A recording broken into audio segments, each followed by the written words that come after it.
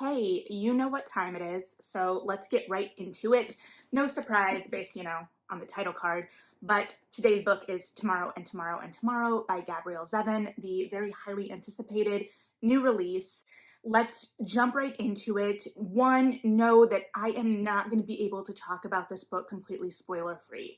So there are some things that I will try and speak around to the best of my ability, but I cannot guarantee that this will be spoiler free. So just know that because you are all astute, smart people, and so there are some things that I may mention that could lead you to revelations about things that happen in the book. Additionally, I want to encourage you to check any content or trigger warnings you may need for this. It is a book about gaming, but it also deals with some hard topics and topics I maybe wasn't anticipating across the board. I went into it foolishly because I've read The Storied Life of A.J. Thickery, and I know how much that book made me cry, even as feel good of a book as it was. And I was sobbing during this book. So just know that and be aware of what may be feeding into that. So one, check the content warnings for anything that may be a stumbling block for you personally, and two, just know that this is an emotionally tempestuous narrative at times. So that is that. Also, in terms of my own reading history with Gabrielle Zevin, so you kind of know how I'm approaching this in some ways, I've read The Storied Life of A.J. Thickery and I've read Young Jane Young, which are very different books, obviously, and this again is a much different book than those two. So let's get into it. Tomorrow and Tomorrow and Tomorrow follows two young game developers as they come up into their voices and their creative journeys, and follows both their personal and professional lives with a stronger emphasis on the personal and how the personal impacts their art. And our two characters at the center of this are Sam and Sadie, who meet at a hospital when they are both like 10 or 11, kind of on the precipice of adolescence, and they are both avid gamers, and they bond over Donkey Kong and the Oregon Trail. So this is very nostalgic in some ways as well, and all of the nostalgia and throwbacks really link to games. There are references to world events, I'm sure you can guess what some of those are because it's kind of hard not to acknowledge them, but mostly it is really tightly focused on these two creatives. And that's interesting because the narrative is split up into different sections and follows them over a span of time. So this is a sprawling novel. And within the narrative itself, we sometimes get hints of the future in a way that when I was initially reading, I felt like it was a little bit Daisy Jones and the Six, except kind of the inverse in many ways. If the narrative in Daisy Jones and the Six is interested in kind of teasing out the personal truths out of public persona and interviews and whatnot, here we are much more focused on the personal truths, and we get little hints of public personas or references to public personas, but we don't really see those personas except when they start to bleed in to personal dynamics. And in some ways, I almost don't know if we get enough of the public because there are so many of the interpersonal dynamics, changes, feuds, what have you, that kind of stem back to larger public reception. But it really is focused on these people and as creators. And the more I sit with this, the more themes or ideas really start to kind of unpack themselves in my head.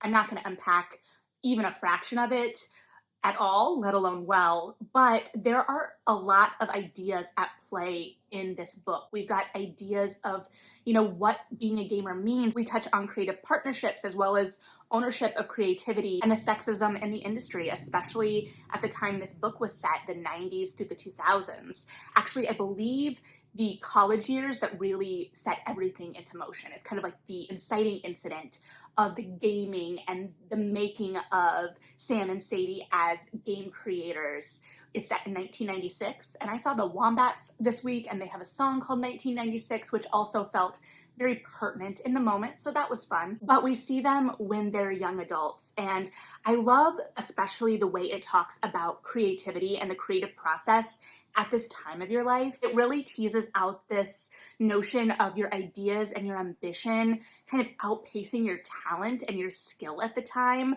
and also this kind of scrappiness that especially in this era felt like you could really get away with. And the end of the novel, that's a lot more reflective and looking back, because that's what reflective means, really plays with that idea as well. Like, could we have come up into the same place we are now in today's world? And the characters don't think so. So they're basically creating what turns out to be a blockbuster game in their college living room. Now, granted, they're going to very elite schools and they have a friend with money helping them. So it does still, play with the idea of the privilege that goes in to being able to have these kind of success stories, but it actually teases that out the least, I would say. It's a given circumstance, but I don't think our characters ever really interrogate that. Now, both the narrative and our characters end up playing with the idea of teasing out the idea of discussing things like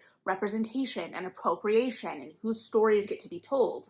And it's, larger conversations. This book is having a lot of larger conversations within this very personal story. And it's one of those things where you're so focused on these characters for a while that you kind of lose sight of those big ideas that are very, very present. And the characters are really driving the thing, but the structure was also very, very interesting to me. It does feel reflective from the beginning. We get a sense that we're looking back, and the narrative is also constantly teasing this thing in the future that is a breaking point of some kind for these characters. There is some kind of rift that happens alluded to, which is why when I began reading, I really was thinking of it as kind of the inverse, as I said, of Daisy Jones and the Six. That incident ended up being much different than I was anticipating, and to a large extent, I think the narrative wanted me to anticipate. And it is also the thing I will spend the most time trying to talk around, especially in relation to some of the themes in this book. But even leading up to that, you've got these kind of warring egos between Sadie and Sam, and creative geniuses can have warring egos, warring ideas and concepts, but there's always this idea that they create better together, and Sam recognizes that, and he always wants Sadie on his team, and Sadie resents Sam a little bit more because he gets so much credit in the public for what she does. So she feels like he is stealing her voice in some ways, or her recognition, because she's doing a lot of the actual programming and legwork. And granted, I know nothing about game creation, programming. There was a certain point where the game references completely started to lose me. I knew enough, but like I said, those game references are really the nostalgia touchstones and kind of place us within the narrative. I wasn't lost not knowing every single one, and it was fun to kind of watch that trajectory because there is a sense of movement even in how that industry progressed. And I loved watching the parallels because clearly we were focused on the gaming industry and it was very specific, but I felt like we were making a lot of broader claims, points, explorations about creatives in general. So the structure. Those interpersonal conflicts could sometimes feel a little distant as we got further into the story. Because we had to span so much time, there were time jumps, and it did start to feel like there were times where we lost our characters a little bit. We came back after a jump, and the dynamic had changed slightly, and we were thrust into that change. And I like that it trusted us to keep up with it.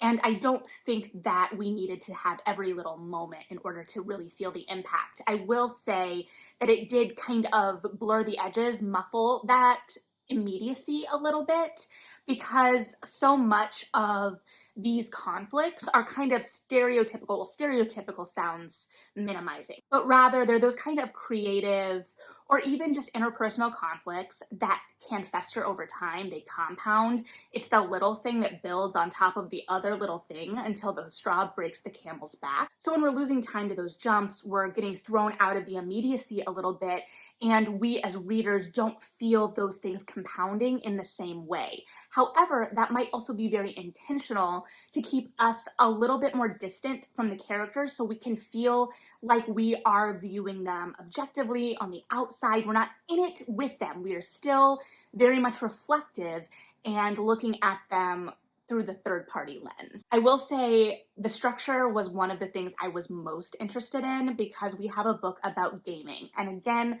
I am not an expert on gaming, so I'm going to talk about this and the structure in relation to game structure, but I know there will be things I will have missed from just not having that same level of expertise around games and storytelling and narrative within games, which I find super compelling. So if you have more knowledge about games and how that is playing into the structure in this book, I would love to hear it. But I was very interested to see if this book was going to experiment with its structure in terms of games as well. And we do have a little bit of experimentation, obviously, in splitting up into sections, but that feels a little bit more normal. Some of the sections do more closely mirror the games at the center of those sections. So each section really feels anchored by a game that is forwarding the motion of these characters' lives, whether it's a game that has united them, a game that they're working on at the time, a game that reflects their kind of mental state. There is something there. And I think certain sections did try to reflect the structure or the narrative storytelling of those games, particularly in a game where we had like two different worlds. And at the time, our two main protagonists were largely separate within the narrative. They were not getting along super well. And so the structure reflected that. They were both working on separate worlds within this game, and the narrative also split them up into different sections within that section. I almost wish that we had gotten a little bit more experimental at times, and it's hard because we have books like A Starless Sea, which also play with ideas of game and are very experimental in the structure. And this is a lot more of a straightforward narrative than a fantasy, so it doesn't feel like it can go as extreme, but it does feel like it gets more experimental later in the book when our characters start to delve into that world even more. In many ways, in the college, the early sections, they're clearly immersed in those worlds, but toward the end of the book, it feels like the games become their world, and in many ways, since they are the creators of those worlds, there is a control that they can have there that's comforting. After certain events that disrupt things later in the book, it gets even more experimental, especially as our characters detach a little bit. There was one section in particular that was the most experimental. That section of the narrative was told basically entirely through gameplay, and it still forwarded the story and the relationship between two of our characters, but it also felt like a major deviation, and I found it very interesting and compelling for a couple of different reasons. At first I was like, is this too long? Is this too much of a detour? But one, and correct me if I'm wrong, again, as a non-gamer, it felt like something that could happen in a game. Like you get far enough along and then you have this little side jaunt, this little extra bit of exposition in some ways. But also it was taking place in a game referential to the Oregon Trail, because that is one of the games that really united these two characters. And as a millennial, even though the characters in this book are Gen X, as a millennial, that's a game I too, knew really well. But when these two characters were so distant and going through so much and so unable to deal with the real world, is where we saw them taking refuge in this pretend world. But it was a pretend world where they could still forward their own narrative, because by this point, it's into the era of like Second Life, which I wanted to get into so badly in college, but I just didn't figure it out for some reason. But anyway, you have this disconnect for these characters, and in a large way, I think that was also for the readers. Structurally, we had been going through a kind of heightened emotional state, and we needed a little bit of a break. It makes me think a lot of Macbeth, because Shakespeare is referenced a lot in this book. I know, shocker, based on the title. And I think I've mentioned this before, but when I was in high school, we were reading Macbeth, and we got to the Porter scene. And our class discussions were run through Socratic Seminar, and our teacher asked us why this scene was here. And we could not answer. We spent the whole class stressing. We were like, we can't give the answer that she wants, like what, we were trying to be profound, and she was like, no, it's just a comedic break. And this wasn't a comedic break, but we did need a break in that tension, in that feeling. I had been crying, and to some extent, I wasn't sure. I felt a little emotionally manipulated, I'm not gonna lie to you, because especially to that point of the narrative, we had been jumping a decent amount in their adulthood, and it felt like we were just kind of checking in on them in snapshots in some ways. And so to get to a point where it relied on such a huge emotional upheaval and an emotional response from the reader in many ways, it felt a little bit like, did we earn this? But at the same time, I think a lot of what I was feeling as dragging in the middle of the book in terms of the structure was making sure that we led up to that with the proper gravitas so that it wasn't just a throwaway, because it was a somewhat random event in the way that sometimes events can be random. And I think it fit within the idea of gaming, and especially a lot of the conversations we have around it. But I don't ultimately know if it went deep enough in some ways. But anyway, I was talking about Shakespeare and Shakespearean structure, so it was a kind of an alleviation for the reader as well as for the characters. We get references to Shakespeare throughout, like I said, though. The initial idea for their blockbuster game, they get watching their college friend, eventual producer and co-owner of their company, perform in Twelfth Night, and it opens on a very big storm, because there is a shipwreck in that, but they talk about how the director really clearly wanted to be doing The Tempest. And so I spent a decent amount of the book being like, okay, so why are we so focused? Why is the name of the book Tomorrow and Tomorrow and Tomorrow, when we are so focused on this idea of the storm, of the tempest? There are other things that in theory we could have pulled, but they finally got to it. And I mean, you can make the case for Tomorrow and Tomorrow and Tomorrow for obvious reasons, and they finally articulate that a little bit more in the narrative. Some people might feel it's a little too obvious of a call out, but I don't think so. I thought it was nice to acknowledge. They talk about this idea when they start to get older and a little bit more reflective about why they're drawn to gaming. I also like that, this idea that in the beginning, they're very gung-ho, singularly focused. They're going to create their names. They're very forward-looking.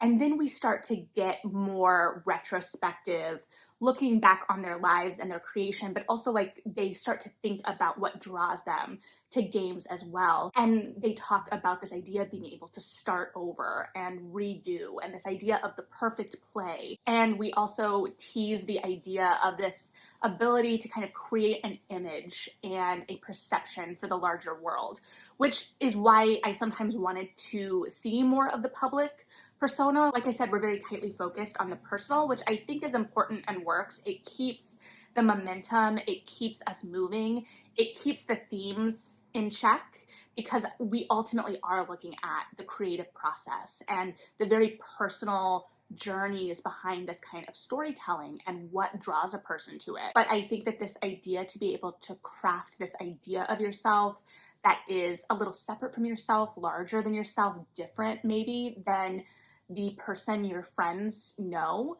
because it is most heavily talked about in terms of Sam, and Sam deals with a disability for most of the book, and he has felt frustrated and limited by that at times. And so sometimes the public persona is him being able to control how he's seen. I will say I really appreciated that the book never took Sam in a gaming world and made a focus of his portrayal or his avatars fixing his disability. But I think the idea of being able to kind of create that persona and start over and over again in a game kind of dovetail in some ways. And then this idea of crafting story and whether the story is more important than the work or the truth or your partner really is one of the breaking points in the relationships in these characters. What are you willing to sacrifice for a perception, for an idea, for the work? And so at times, kind of heightened by the structure keeping us as readers a little distant, there is a distance between these characters. They communicate so well about the work or about how to craft a story, but they can be so bad at communicating with each other about the real internal lives they have. And there are a lot of assumptions that are made or resentments that fester based on assumptions. And that may be frustrating for some readers, and I totally understand that. But I also think that it is born of a real truth, especially when creative lives and creative success in worlds like this are built up so much in identity. And it's not even totally about ego or, this idea of overinflated ego, but this idea that when you are so passionate about something and you're working so diligently and sacrificing so much of your identity is wrapped up in the work. And so then the work becomes your identity and a reflection on your own worthiness in many ways. I think that the framing device of gaming really made it active, and it gave us reference points that we could really cling onto and really made sense of these characters and this world. Like I said, I think I would have liked to see the structure really continue to push itself even more into those worlds or reflect those worlds more within the structure. That being said, it may have done just enough to kind of be a little bit extra on top of your kind of normal narrative, and this still reads very cleanly. The prose and the voice is still really strong. I'm just always like looking for that thing that's going to elevate it even more, especially because I really enjoy this author's work, and I think that the narrative showed that there was the potential for that. But yeah, at its heart, this has a really compelling structure, a really interesting heart and propulsion, but it's really driven by interpersonal relationships and people. This is a character-driven novel for sure. I'm sure I could continue to sit here and talk about it, but I think we should wrap it up. I would be really interested to hear your thoughts about this if you've read it. Thanks for hanging out and listening to mine. Read something good, like and subscribe if you feel like it, and yeah,